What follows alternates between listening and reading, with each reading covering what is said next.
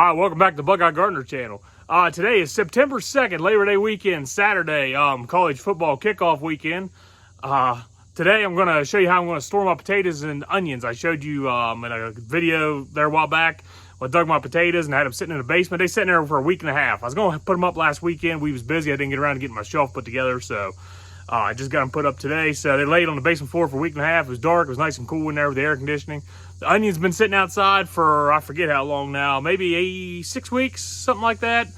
Maybe 8. Whenever I dug them up and put them up, there's a video on that. I showed you how I dug them up and set them up to dry. They dried pretty good. I think I was a little late getting some of them dug up. The walls didn't store very well, so they kind of got mushy on me. But we used a bunch of them before they went bad, so it worked out all right. But let me show you real quick the shelf I'm going to use this year and how I'm going to keep it dark, and hopefully it lasts a little bit longer. All right, so here's what I've got this year. This is a wire rack from Walmart. It was like 50 bucks. And these crates are file storage crates. They're in the office section. They were like $5 or $6 a piece. So I've got 80 bucks in this, I think. And I was going to make something out of wood, but I was going to have almost that much of wood and hardware cloth. So I just went and bought this. It was quick this year, and it'll last me for a while, I hope. So it's one of these ones that's got the wire on the shelves, let some air flow through. These crates here, like I said, they're file storage crates, I think. So what I've got here is I sorted all my potatoes. I've got a little pile on the floor too. I'm going to give away, but to a guy. But so I've got these ones here were just ugly potatoes.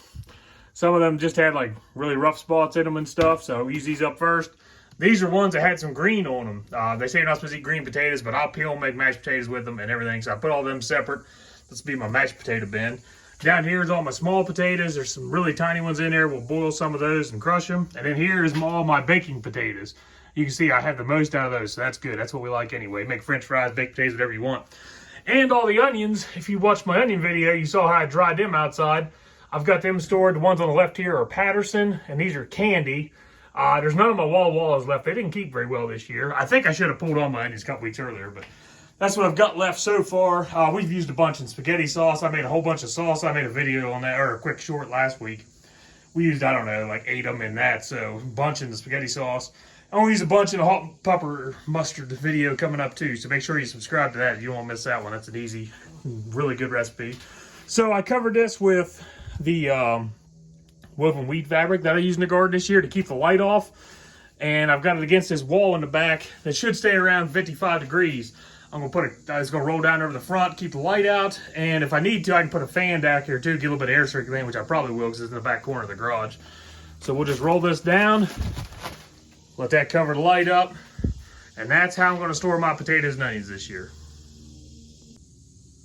All right, that's how I'm going to store them this year. I think we're going to do a little better with that. With that wall being against the basement outside, staying cool this time of year, and then when winter comes, the garage stays pretty cool anyway. So I'm hoping they keep better. Like I said, when they was in the basement last year, they was like 65s, really the coolest it ever got. And they just, usually about Christmas time, they'd start sprouting. And then we'd still eat them for a few weeks, just peel all the sprouts and make mashed potatoes out of them. But I really like to get them to try to keep longer. So I'm hoping this works. I got a lot better system set up, I think. I might put a fan in there to move a little bit of air every now and then. I've got a couple timers from when I start seeds. I can hook a timer and let it run once a day for an hour just to blow some air around, keep them dried out. But anyhow, I got a couple watermelons to go pick in the garden. I might cut one open for you real quick to show you that. It's college football weekend kickoff, so I got the smoker going in the background. The Buckeyes start at 3:30, so be watching that game. Hope everybody has a good Labor Day weekend, and thanks for watching. Snatched one of my Seedless Watermelons while I was out there. These were Summer Breeze, I believe, and I had used Sangria as a pollinator. It's first year growing seedless ones. Well, actually, the first year I grew them, didn't know anything about it, didn't realize you needed pollinators. They didn't do anything. So I thought I'd show you one of these real quick. We've had a couple. Hopefully this one's still good. The vines are all pretty much dying, so want to split, that's good. A couple of these we've had have been really good. Oh yeah.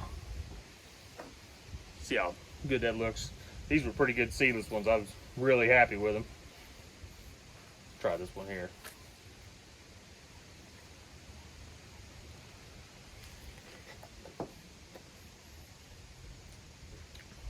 Really good, really sweet. I said these were Summer Breeze. I think I got these from Hoss Tools, these seeds.